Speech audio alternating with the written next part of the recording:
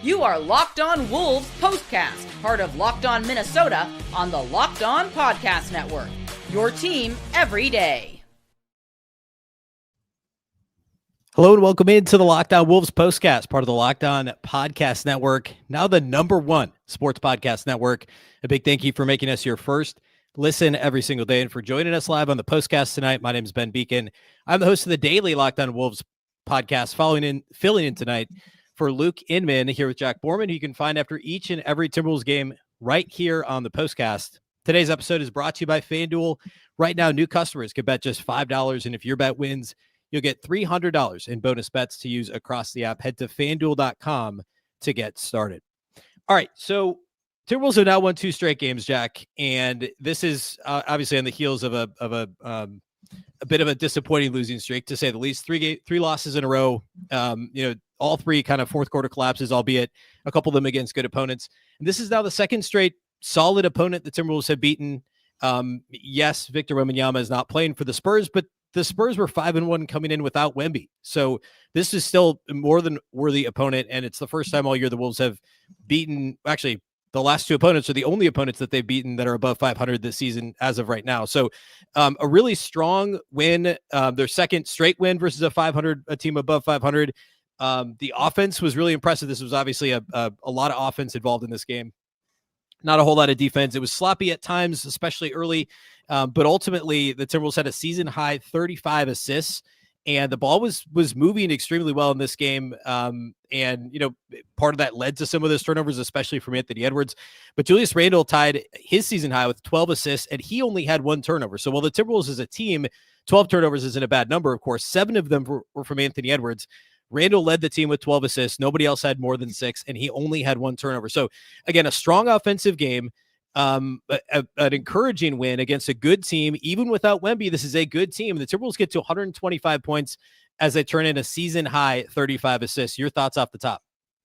Yeah, I think for me, overall, it's just a really strong game for the Timberwolves. I think they hadn't had a comeback of greater than 10 points in any game this season prior to this yesterday, and they've now had 2 in the last 28 hours, which is, I think it just speaks to the overall resilience of their group. And I think this isn't a group that panics internally generally when things are going poorly. I think this is a group that has really good camaraderie, and I think that kind of shows in opportunities like they've had the last couple of nights. And again, it helps when both your stars are largely excellent, right? Ant and Julius combined for 54 points on 22 of 33 shooting. They were 6 of 11 from 3, and they only had 4 free throw attempts. So for them to be that efficient without getting to the free throw line, I think is excellent. And you nailed it with Julius Randle, tied a season high 12 assists. And I think for Randle, part of it too is the diversity and where those assists kind of ended up on the floor in terms of the shot profile. He had 6 assists that were 2s and 6 assists that were 3s. And the Wolves did a great job of isolating Julius Randle at the nail, whether it be on Keldon Johnson or Devin Vassell or whomever it was, or Harrison Barnes. And he did a really good job of driving right and then kicking back left. All 6 of the 3s that he assisted on were on the left side of the floor, either left slot or left corner 3s. And so I think for the Wolves, to have somebody that can really create 3s like that, I think is really important. Normally when you've got Ant back in the lineup, he's going to get a lot of them up. But I think for Randle, for him to be able to create those slot 3s and corner 3s is really important. And then just generally for the Spurs, I thought, again, this is the 13th time in the last 15 games De'Aaron Fox has scored at least 25 against the Timberwolves. He's just been a Wolves killer. I thought they did a much better job defending him in the second half, and more generally speaking, kind of turning off the Spurs water in the paint as it went on. And I also just had a really enjoyable time watching the Spurs for the majority of this game. I think the way that they get their guards the ball going downhill, diversity and kind of that inverted offense they have with Cornet up top was just fun to watch. They got Harper getting into the paint, had some really nice finishes on Gobert, and obviously we know what Fox can do, getting inside, and then with the Gortat screens inside from Cornet too was nice. So it was just a fun game to take in here at Target Center, and nice to see the Wolves get their second straight win here. Yeah, your point about De'Aaron Fox, he always kills the Wolves. And the second quarter, you talked about how much better they were in the second half defending him. The second quarter, they just were pick and roll with Rudy off the floor. It was just having De'Aaron Fox get to the basket, and the Timberwolves could not. I mean, even if Conley was guarding Fox, he wasn't staying in front of him. We saw that a couple of times. And then on the switches, Naz Reid wasn't staying in front of him. He generated shots for others. He, was taking threes. He was getting to the basket. And then the second half, like you said, they completely, kind of upended that. And it made things a little bit more difficult for the San Antonio offense. And Minnesota's offense never really slowed down. To that point, let's talk about tonight's player of the game. This is the Locked On Player of the Game. All right, Jack, who would you have as the player of the game in this one? Yeah, I had Anthony Edwards, I think. Excuse me. Like I said, the Wolves were really resilient in this game, and they took the character, I thought, of their best player in this game. And I thought Ant, again, 5 turnovers in the first quarter for Ant, tied a career high for any quarter, had 6 in the first half, tied career high for any half. But he comes back. I don't think Ant had any in the second half. I think he had one. He had one in the second half. So I think for him, that was nice. I thought he set a good tone early too, right? He was in the mid post on the left side of the floor, tried to get through those step throughs, had 2 turnovers in a row, then comes back down, makes his next 3 shots in the next 5 possessions or something like that. And I just thought the way that he just kept playing, right? He didn't get discouraged by the turnovers. He didn't allow those to make him, kind of a passive participant in the game. I thought that he still just kept attacking and kept trying to create for himself and others. And, for him to have 5 turnovers, 0 assists in the first quarter, and then come right back with, I think, 4 assists and 1 turnover in the second quarter, I just thought was really good for Ant. The way that everybody kind of just rallied around him and told him, hey, just flush it was great to see. I thought for Ant, again, in that third quarter, Chris Finch does something that he doesn't really almost ever do, which was have both Julius Randle and Rudy Gobert on the bench. They had only 24 minutes this season where both of those guys were in the bench in non-garbage time minutes, and went to a lineup that had Conley, Edwards, Clark, Shannon, and Reed. And it really allowed Ant to just kind of get going, get him some space, and allow him to make some stuff happen in the middle of the floor. And he had 11 of 13 Timberwolves points at one point in the third quarter to just kind of help them stay in the game while they were hemorrhaging points on the defensive end of the floor. And I thought, that just kind of got some juice back in the arena that, then was really important heading into the fourth quarter. So I think for Ant, again, tonight, 32 points on 18 shots. That was 13 of 18 from the floor. He was 9 of 12 from 2, 4 of 6 from 3. And again, 32 points with only 2 free throw attempts is pretty darn good if you're Anthony Edwards. And so I thought just the resilience he showed tonight was unbelievable. And then I thought, when he did come back in the fourth quarter, he made it really difficult for Vassell to catch the ball and get involved in the action in a quarter that Fox sat for longer than we're used to seeing him sit in those types of moments. So Ant was fantastic and definitely was my player of the game tonight. Yeah, I mean, sure, but like you can survive the 7 turnovers if you are that efficient. If you're 13 of 18, I mean, like, at some point on that scale, like, obviously you don't want to have 7 turnovers, but if you score 32 points, you only miss 5 shots. And like you said, he only shoots 2 free throws. The officials let really both teams play in this game. I did think it was, Ant got that technical pretty early, but nothing really changed. He still didn't get any calls. And it's what we're used to seeing every now and again out of Ant, where he just fights through contact and he doesn't get calls. And again, he was efficient enough that the 7 turnovers were manageable, and also nobody else on the team, like we already talked about, turned the ball over. So like this was a super efficient offensive game and a resilient game. I should mention as well, Julius Randle, like I 100% agree with you. I would say Ant's the player of the game. Julius Randle, like I don't usually put a whole lot into single game plus minus for individual players. He was a plus 30 in 36 minutes and in a game that they ended up winning by 13. Nobody else was better than a plus 14. Which is just kind of crazy. And yeah, that's wild. It's just a weird, and there was something like that. I think it was with Jaden maybe on Saturday where it was a weird, like the plus minus was way out of whack. And like Jaden's was crazy. Julius Randle plus 30, nobody else more than a plus 14, which is just crazy. And also this is something that like a trend that is a larger thing we can look at with the offense and defense between Randle and Gobert. Gobert didn't play at all in the fourth quarter. He played only 24 minutes, and we can maybe get to that a little bit later. He was a -8, and he was the only starter that was a negative in this game. The Wolves obviously pulled away in the fourth quarter, so that's a big reason for that. All right, we'll get back and talk about the bench. We'll talk about the rotation and Gobert a little bit later, but next year we want to talk a little bit about the turning point in this one. Time to reveal where the game was won or lost. It's the turning point. All right, what do you have for the turning point in this one, Jack? Yeah, for me, it was the start of the fourth quarter for the Timberwolves tonight. I think, again, Chris Finch, like you mentioned, sits Rudy Gobert to start the fourth quarter, which he almost never does. And I thought that was interesting. And you're kind of betting on your offense playing really well. I think the Timberwolves were down like 4 points going into the fourth quarter. They immediately go on an 8-2 run to take the lead, which was great. I had sent out a tweet, but before the fourth quarter started, that they just needed more from Dante and Nas and Mike, especially from three, just because those guys had combined for 2 makes from three in the first 3 quarters. I think they had 3 in the first 3 minutes of the fourth quarter, and just for them to kind of take control of the game and just kind of ride the wave that the crowd created, I thought was awesome. On the non-Ant minutes in the fourth quarter to start, they had 21 points on 8 of 11 shooting. They had 8 assists on 8 makes, and they had 12 assists on 14 made field goals in the entire fourth quarter. That was their most assists in any quarter this season. And then I just thought that Mike and Dante, right, just really needed to hang in there if those guys were going to be out there against Fox and Harper and Vassell. And I thought that they did enough there. I thought they really competed hard on that end of the floor. And then just also a nod to the Wolves defense inside too, even without Gobert. I thought, too often paint points gets put on Rudy Gobert, but I think it also needs to get put on perimeter ball contain, especially against a team like San Antonio that has guards that are really shifty and can get in the lane and score when they get in the lane. The Spurs had 52 points in the paint in the first 3 quarters.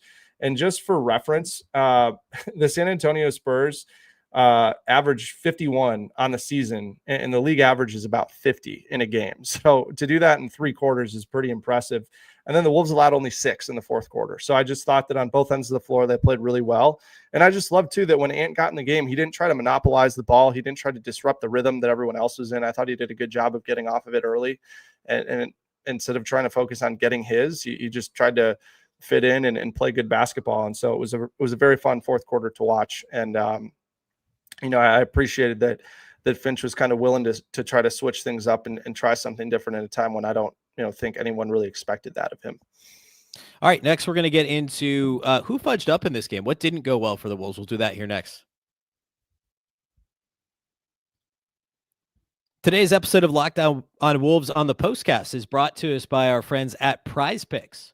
This episode is brought to you by PrizePicks. This holiday season is going to be one of the best times for sports bowl games, big basketball matchups, playoff pushes, and more. And it's all happening at once. Well, we're all making choices every day. One of the most fun places to make the right call is PrizePicks. PrizePicks is the easiest way to get in on daily fantasy. Just pick more or less on at least 2 player projections, lock in your lineup, and you're in the game. It's simple, fast, and it's available in 45 states. It adds an extra layer of excitement to the holiday sports schedule. Creating your lineup will take less than a minute, and the app makes the whole process smooth and intuitive. You can choose from a huge range of unique stats: fantasy score, field goals attempted, free throws made, turnovers, whatever fits your strategy. You could go into the game. The next Wolves game, I think, is Tuesday against the Pelicans, actually consecutive games against the Pelicans. Maybe you think Anthony Edwards will score more than the total that's listed. Maybe you think he'll have more 3-pointers made, maybe more turnovers, depending on who they play against this week. The early payout feature is a great bonus. When your lineup starts strong, you may get the option to cash out early. Plus, the new stacks feature lets you choose the same player up to 3 times in one lineup. More on a quarterback's passing yards, touchdowns, and rushing yards if you want to go that route. Download the PrizePicks app today. Use the code LOCKEDONNBA to get $50 in lineups after you play your first $5 lineup. That's code LOCKEDONNBA to get $50 in lineups after you play your first $5 lineup. PrizePicks. It's good to be right. Today's episode of Lockdown Wolves is brought to us also by our title sponsors at FanDuel. NFL Sundays move fast. One big play and suddenly everything feels different. That's what makes live betting with FanDuel so exciting. You're not just watching the game, you're reacting to it in real time. With FanDuel, you can place bets as the action unfolds. Every drive, every momentum swing, every highlight moment. Live betting is best when the game starts to shift. A receiver gets hot, a defense tightens up, or the momentum flips after a turnover. FanDuel lets you jump into the moment. The live spreads and money lines will just instantly. Player props update as guys heat up. Plus, you can bet next touchdown scores, drive results, totals, and more. It keeps you locked into every snap, every drive, and every possibility. So if you want to be right in the middle of the action this season, visit FanDuel.com and place your NFL live bets all season long. FanDuel, the game moves fast, and so can you.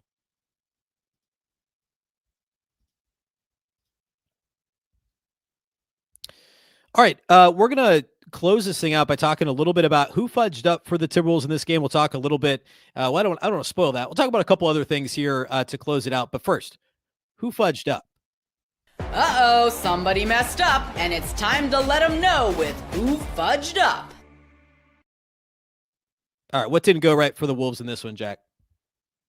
Yeah, I think for me, it was just another night where the bench got outplayed, right? I think, again, I think how I look at the Timberwolves bench is obviously you have to consider that the Wolves have one of the best starting units in the NBA in terms of how well they're able to produce offensively, right? The Timberwolves this season, their starters rank fourth in terms of scoring at 87 points a game, but their bench is 28th at 31.5 per game. And so I think for the Wolves, that number is down to 28.5 per game over the last five. And the Spurs are scoring about 39 a game over the last five, which is top 10 in the league. And I think, again, early in this game, right, the Wolves just allowed Dylan Harper to get in rhythm. They allowed Keldon Johnson to get in rhythm right away off the bench. Kelly Olynyk came right in and were impactful. And I think the Wolves just kind of struggled to get that right. I mean, again, it's just kind of the roller coaster that this bench has been on.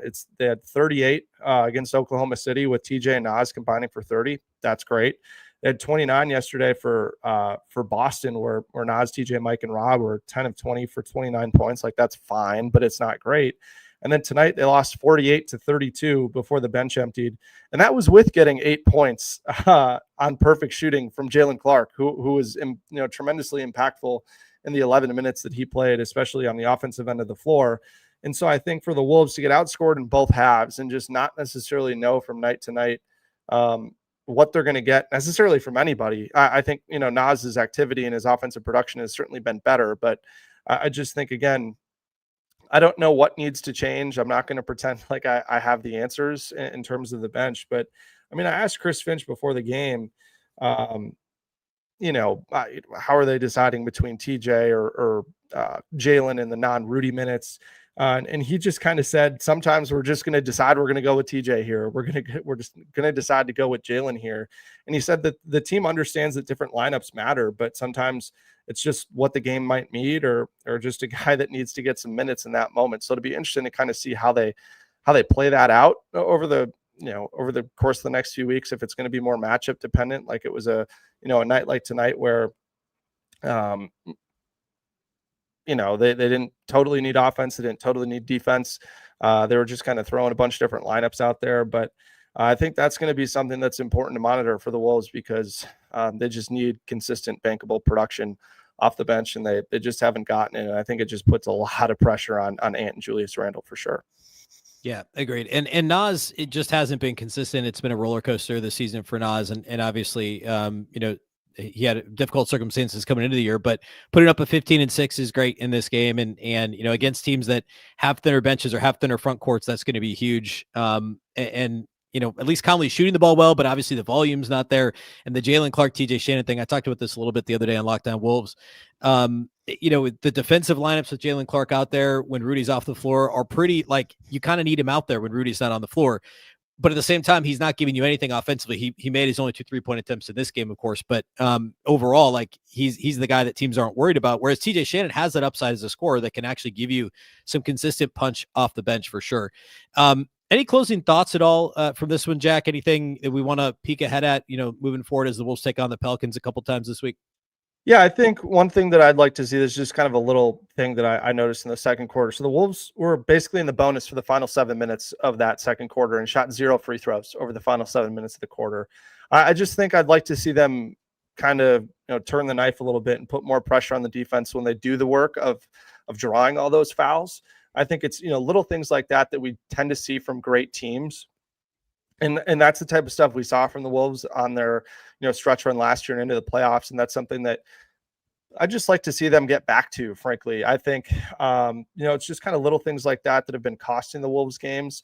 It didn't really have a material impact on the win or loss tonight. But again, especially with Ant and Julius, they probably could have ended up having, double the amount of free throws they had tonight, just with some calls that get or miss. But I just think that, everybody needs to, kind of pay attention to that stuff and just try to take advantage of the opportunities that they have, because teams' offensive ratings generally are significantly better when they're in the bonus versus when they're not. So I think that's something I'd like to look at. But again, like the Pelicans have been awful for the majority of this season, especially defensively. And I think it should be a good opportunity for TJ to get past the first line of the defense and finish inside. So I'm looking for TJ to get back on track. And then I'm really excited to see Julius Randle match up with Derek Queen, who's been, for my money, one of the most exciting players to watch in the NBA over the last 2-3 weeks or so. So it should be a lot of fun.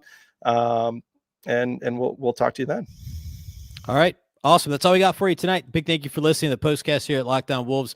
Go live after each and every game. Luke and Jack typically both at Locked On Wolves and at Locked On Sports Minnesota. Be sure to subscribe and follow Locked On Wolves on all your favorite audio platforms as well as on YouTube. A big thank you for listening and watching. We'll catch you next time.